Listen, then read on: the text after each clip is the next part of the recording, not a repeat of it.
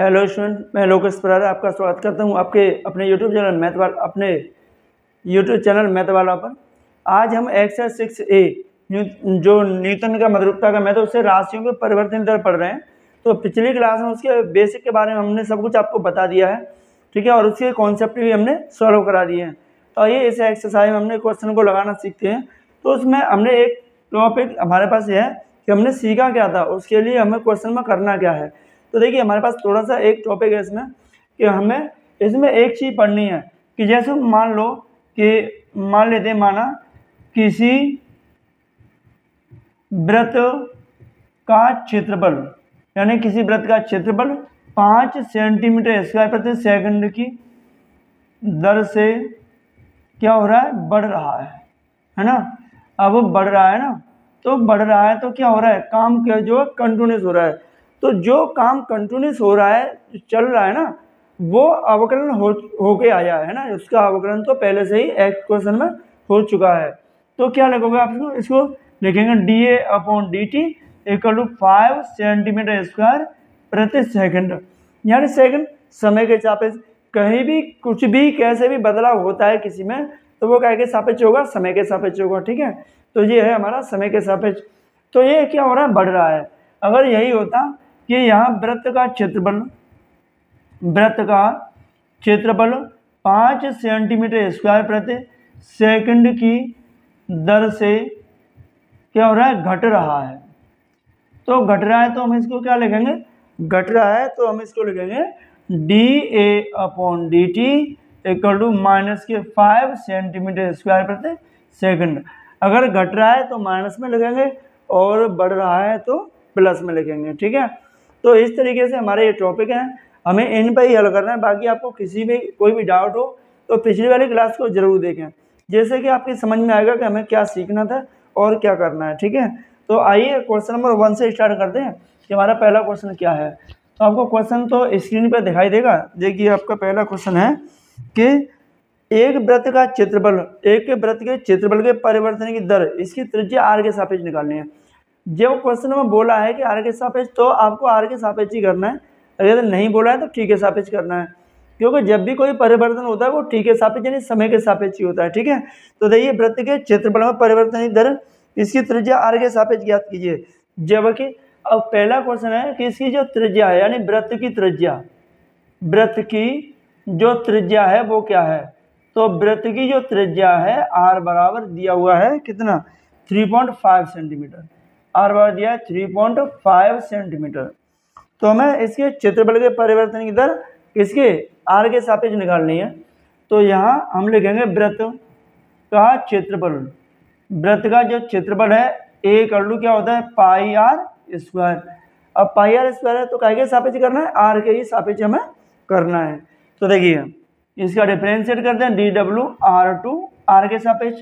तो a का मिलेगा dA/dr बराबर, इसका मिलेगा 2πr, और r का अलग से नहीं करेंगे क्योंकि r के सापेक्ष कर रहे हैं, तो r का तो आपको वही मिलेगा, ओनली 2πr, r को 1 ही मिलेगा। तो ये r की वैल्यू आपकी 3.5, तो dA/dr = 2 × पाई की वैल्यू 22/7 और इसकी 3.5, तो इससे कैंसिल हो जाएगा आपका 0.5, है ना।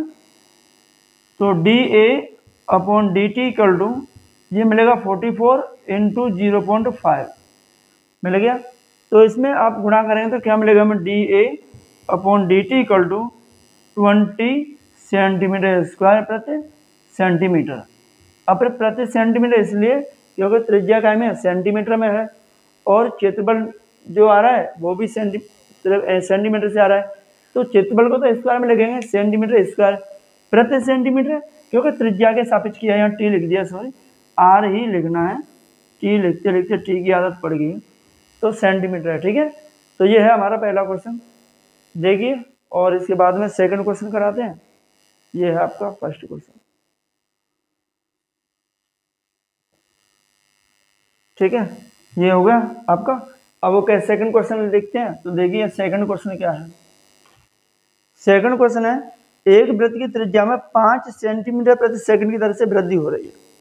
अब वृत्त की त्रिज्या में 5 सेंटीमीटर प्रति सेकंड की दर से वृद्धि हो रही है, तो हम लिखेंगे यहाँ कि वृत्त की त्रिज्या, वृत्त की त्रिज्या में 5 सेंटीमीटर प्रति सेकंड की दर से वृद्धि हो रही है, मतलब वृद्धि हो रही है मतलब बढ़ रहा है। तो क्या किसमें वृद्धि हो रही है? त्रिज्या आर में। तो यहाँ हो गया D R upon D T equal to 5 centimetre प्रति सेकंड। ठीक है, ये हो गया इसकी वृद्धि। अब इसमें कह रहा है कि इसकी परिधि की दर में, परिधि की वृद्धि की दर ज्ञात कीजिए। अब परिधि में वृद्धि की दर ज्ञात करनी है, तो यहाँ वृत्त की परिधि लेते हैं। तो वृत्त की परिधि, वृत्त की परिधि क्या है? वृत्त की परिधि सी इक्वल टू 2 पाई आर, ये है। अब इसका डिफरेंशिएट आप क्या के सापेक्ष करोगे? टी के सापेक्ष। ठीक है, तो इसका डिफरेंशिएट करते हैं D W R to T. तो यहाँ से मिलेगा D C upon D T, 2 pi R का डिफरेंशिएट मिलेगा D R upon D T, तो ये मिलेगा D R upon D T. तो D C upon D T equal to 2 pi, इसकी D R upon D T value 5, तो 5 का multiply करेंगे 2 में, तो क्या मिलेगा हमें? D C upon D T equal to मिलेगा हमें 10 पाई सेंटीमीटर प्रति सेकंड, है ना। यानी वृत्त की परिधि, वृत्त की परिधि में 10 पाई सेंटीमीटर प्रति सेकंड की दर से वृद्धि हो रही है। ठीक है, इस तरीके से हमें क्वेश्चन का आंसर लिखना है। तो ये है आपका सेकंड क्वेश्चन, है ना। त्रिज्या में 5 सेंटीमीटर प्रति सेकंड की दर से वृद्धि हो रही है, मतलब काम कंटिन्यूस चल रहा है, तो वो अवकलन उसका हो चुका है यार का D R upon D T समय के सापेक्ष। तो परिधि में परिवर्तन दर निकालनी है, तो परिधि सी वाला 2 पाई आर का डिफरेंशिएट टी के सापेक्ष, तो D W R to T, तो यहाँ D C upon D T, इसका 2 पाई आर का मिलेगा D R upon D T, इसकी वैल्यू यहाँ से पुट करेंगे तो 10 पाई सेंटीमीटर प्रति सेकंड मिल जाएगा। ठीक है, तो ये है क्वेश्चन सेकंड। और थर्ड क्वेश्चन देखते हैं, तो आप इसे नोट कर लीजिए या स्क्रीनशॉट लेना चाहें तो स्क्रीनशॉट लीजिए। तो ये क्वेश्चन नंबर सेकंड का फर्स्ट वाला पार्ट था। ठीक है, इसका सेकंड वाला पार्ट देखते हैं, बहुत ही इंटरेस्टिंग है। ठीक है, देखिए ध्यान दीजिए सेकंड वाले पार्ट में। तो सेकंड पार्ट में क्या दे रहा है? सेकंड पार्ट में दे रहा है कि एक वृत्त का क्षेत्रफल एक समान दर से बढ़ रहा है, तो सिद्ध कीजिए उसकी परिधि में वृद्धि की दर त्रिज्या आर के व्युत्क्रमानुपाती होती है। मतलब है कि जो परिधि है, यानी वृत्त की परिधि क्या होती है? सी, है ना, परिधि सी में परिवर्तन दर मिलेगा D C upon D T, क्या है? त्रिज्या आर के व्युत्क्रमानुपाती है, मतलब है प्रोपोर्शनल 1/r। ये हमें प्रूव करना है। तो यहाँ वृत्त का क्षेत्रफल एक समान दर से बढ़ रहा है, तो हम क्या करते हैं कि यहाँ से दूसरे का सेकंड है, तो यहाँ वृत्त का क्षेत्रफल लेते हैं। वृत्त का क्षेत्रफल A equal to pi R square. ठीक है, तो पाई आर स्क्वायर लिया। अब इसका अवकलन करेंगे आपके टी के सापेक्ष, तो D W R to T, तो ए का मिलेगा D A upon D T, और इसका मिलेगा 2 पाई आर और D R upon D T. ठीक है, अब हमें क्या करना है? D R upon D T की वैल्यू निकालनी है, तो इसका आप अपॉन में भेजेंगे, लिखेंगे 1/2 पाई आर और D A upon D T बराबर क्या मिलेगा? D R upon D T. अब इसकी D R upon D T की वैल्यू हमें ये मिल गया। अब इसकी परिधि क्या है? तो यहाँ वृत्त की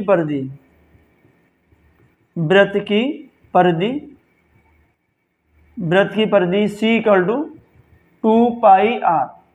तो यहाँ आपको क्या करना है? टी के सापेक्ष डिफरेंशिएट करना है, तो D W R to T, तो इसका मिलेगा D C upon D T, और इसका 2 पाई आर का मिलेगा D R upon D T.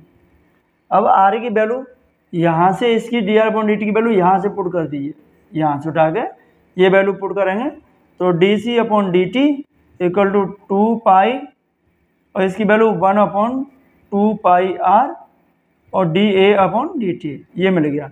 2 पाई से 2 पाई से कैंसिल कर दीजिए, क्या लिखेंगे? D C upon D T equal to 1/r और D A upon D T. ठीक है, तो इसे लिखोगे D C upon D T proportional 1/r। कब? जब D A upon D T है वो क्या है, वो नियतांक है,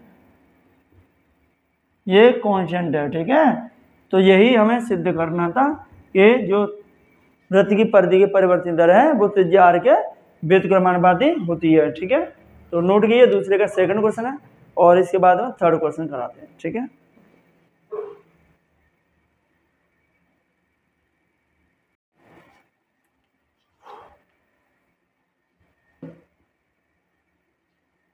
देखिए क्वेश्चन नंबर थर्ड लेते हैं। तो थर्ड क्वेश्चन क्या है? थर्ड क्वेश्चन है कि एक वर्ग की भुजा में 3 सेंटीमीटर प्रति सेकंड की दर से वृद्धि हो रही है ना। तो हमारे पास क्वेश्चन नंबर 3 है कि एक वर्ग की भुजा में 3 सेंटीमीटर प्रति सेकंड की दर से वृद्धि हो रही है ना, इसकी दर से वृद्धि हो रही है। अब वृद्धि हो रही है तो क्या मिलेगा हमें मिलेगा D A upon D T बराबर 3 सेंटीमीटर प्रति सेकंड। आपको पता है कि वृत्त जो वर्ग होता है उसकी भुजा को हम ए से डिनोट करते हैं। तो इसके परिमाप में वृद्धि की दर ज्ञात कीजिए, जबकि वर्ग की भुजा 5 सेंटीमीटर है। अब यहाँ वर्ग की भुजा यानी ए इक्वल टू 5 सेंटीमीटर दिया हुआ है, तो हमें इसके परिमाप में वृद्धि की दर ज्ञात करनी है। तो आइए वर्ग का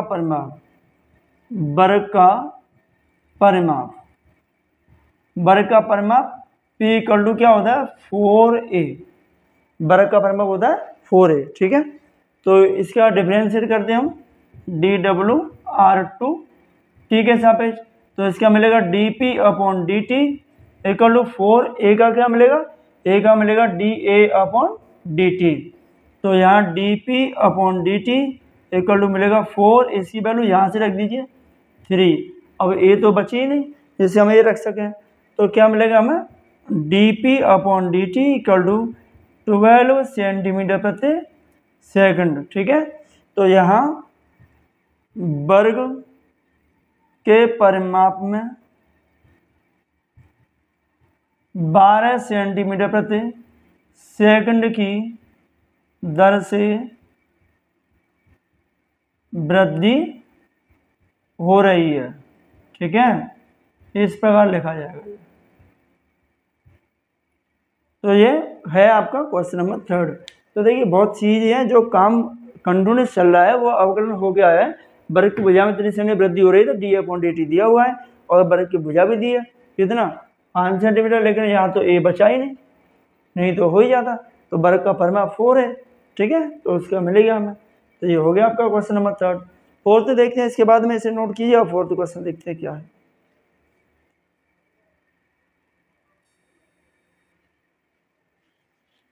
तो देखिए क्वेश्चन नंबर 4 है आपका। क्वेश्चन नंबर 4 क्या है, एक वर्ग की भुजा में 4 सेंटीमीटर प्रति सेकंड की दर से वृद्धि हो रही है। अब देखो क्वेश्चन नंबर जो थर्ड था वैसे ही सेम 4 है। यहाँ एक वर्ग की भुजा में 4 सेंटीमीटर प्रति सेकंड की दर से वृद्धि हो रही है। तो यहाँ वर्ग की भुजा में 4 सेंटीमीटर प्रति सेकंड की दर से वृद्धि हो रही है। अब वृद्धि हो रही है तो इसका डिफरेंशिएट हो चुका है ना। वर्ग की भुजा a तो क्या होगा D A upon D T equal to 4 centimetre प्रति सेकंड। ठीक है, फिर पूछ रहा है इसके क्षेत्रफल में परिवर्तन दर चाहिए। तो क्षेत्रफल में परिवर्तन दर चाहिए तो इसकी वर्ग की भुजा कितनी है 10 सेंटीमीटर। तो यहाँ हमारे पास दिया हुआ है वर्ग की भुजा यानी a इक्वल टू 10 सेंटीमीटर। तो वर्ग के क्षेत्रफल में परिवर्तन दर चाहिए। तो यहाँ पहले वर्ग का क्षेत्रफल, तो हमारे पास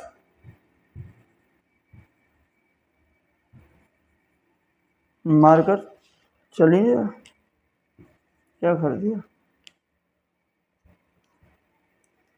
तो यहाँ वर्ग का क्षेत्रफल, वर्ग का क्षेत्रफल यानी a=a², ठीक है। और इनकी खत्म होगी मार्कर में। और यहाँ से इसका डिफरेंशिएट करते हैं dWr/t, तो इसका मिलेगा dA/dt = 2a और a का dA/dt, ठीक है। तो यहाँ dA/dt = 2a की वैल्यू 10 है और dA/dt की वैल्यू 4, तो इनका मल्टीप्लाई करेंगे तो क्या मिलेगा हमें 80 सेंटीमीटर प्रति सेकंड। तो यहाँ वर्ग का क्षेत्रफल 80 सेंटीमीटर प्रति सेकंड दर से बढ़ रहा है, ठीक है। ये आप लिख लेना, ये यहाँ वर्ग का क्षेत्रफल 80 सेंटीमीटर प्रति सेकंड की दर से बढ़ रहा है या क्षेत्र में वृद्धि हो रही है, ठीक है। यही है आपका क्वेश्चन नंबर 4 का आंसर, ठीक है। बहुत अच्छे से सिंपल क्वेश्चन है, ज़्यादा नहीं है, नोट करें, और बहुत ही इजी क्वेश्चन है।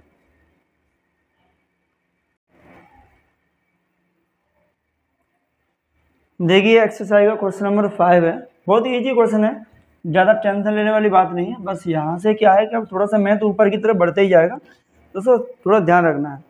क्वेश्चन नंबर 5 है कि हवा के बुलबुले की त्रिज्या में 0.5 सेंटीमीटर प्रति सेकंड की दर से वृद्धि हो रही है। हवा का बुलबुला मतलब गोला, ठीक है। तो यहाँ बुलबुले के त्रिज्या में 0.5 सेंटीमीटर प्रति सेकंड की दर से वृद्धि हो रही है। तो यहाँ 5वां क्वेश्चन है, तो यहाँ बुलबुले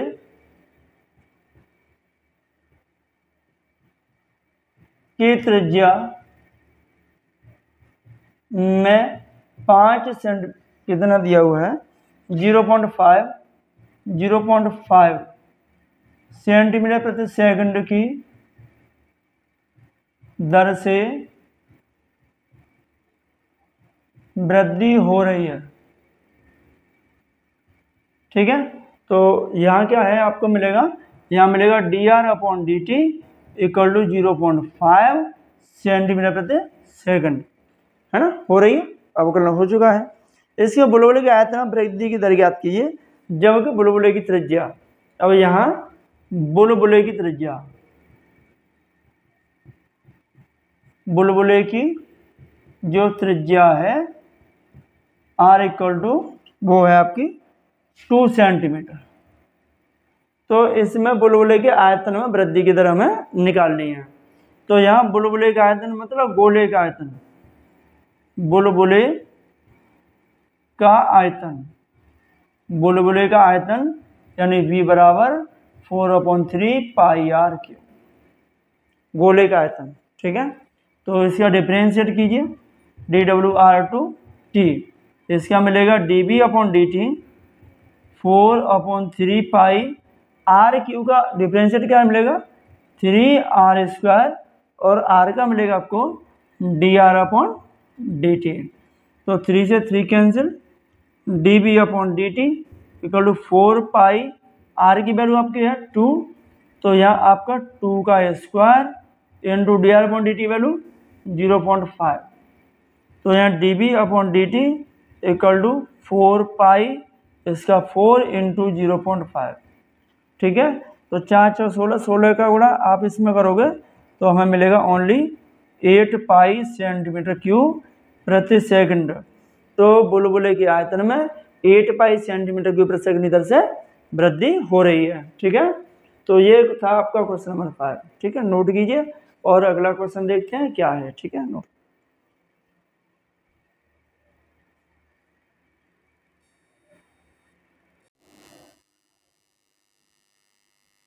देखिए क्वेश्चन नंबर 6 है, एक घन का आयतन 9 सेंटीमीटर की प्रति सेकंड दर से बढ़ रहा है ना, तो इसके संपूर्ण प्रश्न वृद्धि की दर ज्ञात करनी है जब इसकी कोर की लंबाई 10 सेंटीमीटर है, ठीक है। तो देखिए एक घन का आयतन यानी घन का आयतन 9 सेंटीमीटर की प्रति सेकंड दर से बढ़ रहा है ना, तो हम क्या लिखेंगे इसको, हम लिखेंगे dB/dt = 9 सेंटीमीटर क्यूब प्रति सेकंड, ठीक है, 9 सेंटीमीटर क्यूब प्रति सेकंड। अब हम इसमें एक चीज़ और दिया हुआ है लास्ट में कि इसके घन की कोर, यदि इसके जो कोर है घन, उसकी कोर की लंबाई 10 सेंटीमीटर दी हुई है, तो यहाँ घन की कोर की लंबाई, घन की कोर की लंबाई यानी ए बराबर 10 सेंटीमीटर दिया हुआ है। ठीक है, तो हमें क्या करना है, अब इसमें हमें इसके संपूर्ण पृष्ठ की, इसमें दिया हुआ है कि इसके संपूर्ण पृष्ठ में वृद्धि की दर ज्ञात करनी है। तो इसमें हमें पूछ रहा है, तो हम क्या लिखेंगे यहाँ, पहले घन का आयतन, घन का आयतन निकालो पहले, घन का आयतन v बराबर क्या होता है a क्यूब। तो पहले इसका डिफरेंशिएट करें टी के सापेक्ष, क्योंकि यहाँ टी के सापेक्ष तो हो रहा है 9 सेंटीमीटर क्यूब प्रति सेकंड समय के सापेक्ष। तो यहाँ कीजिए dw/r2t, तो हमें मिलेगा dv/dt बराबर 3a² और a का dA/dt, ये मिलेगा। अब यहाँ इसका डिफरेंशिएट तो मिल गया, अब इसकी वैल्यू कितनी, ये 9 अपॉन में क्या आएगा 3a² और यहाँ बचेगा dA/dt। अब 3 से 9 कैंसिल 3 बार, तो यहाँ मिलेगा dA/dt इक्वल टू 1 अपॉन यानी 3/a², ये dA/dt की वैल्यू मिल गया। अब घन का संपूर्ण पृष्ठ, तो घन का संपूर्ण पृष्ठीय क्षेत्रफल, संपूर्ण पृष्ठ s इक्वल टू 6a², संपूर्ण पृष्ठ को ले आए s तो 6a²। ठीक है, इसका डिफरेंशिएट कीजिए dw/r2t, तो हमें मिलेगा ds/dt इक्वल टू 6a, यानी 6a का मिलेगा a² का मिलेगा हमें 2a और a का dA/dt, 6 तो गुणा में a² का मिलेगा 2 और a का मिलेगा dA/dt। तो ds/dt इक्वल टू ये हो जाएगा 12a और इसकी वैल्यू ये 3/a², तो स्क्वायर से ये वाली ये कैंसिल, क्या मिलेगा ds/dt equal to 12 3 36 upon a की वैल्यू क्या है 10, तो ये होगा 10, तो ds/dt इक्वल टू हमें मिलेगा 3.6 सेंटीमीटर स्क्वायर प्रति सेकंड। तो यह घन का पृष्ठीय क्षेत्रफल है ना, घन का पृष्ठीय क्षेत्रफल 3.6 सेंटीमीटर स्क्वायर प्रति सेकंड की दर से बढ़ रहा है। ठीक है, ये है क्वेश्चन। तो स्टूडेंट बस आज की क्लास में ये 6 क्वेश्चन, बाकी क्वेश्चन अगली क्लास में। तो समझ में अगर सही तरीके से आया तो वीडियो को लाइक करना और चैनल को सब्सक्राइब करना ना भूलें। ठीक है, तो थैंक्स फॉर वॉचिंग, और स्टूडेंट वीडियो को शेयर करें और चैनल को सब्सक्राइब जरूर करना। अगले क्वेश्चन अगली वीडियो में कराएंगे एक्सरसाइज।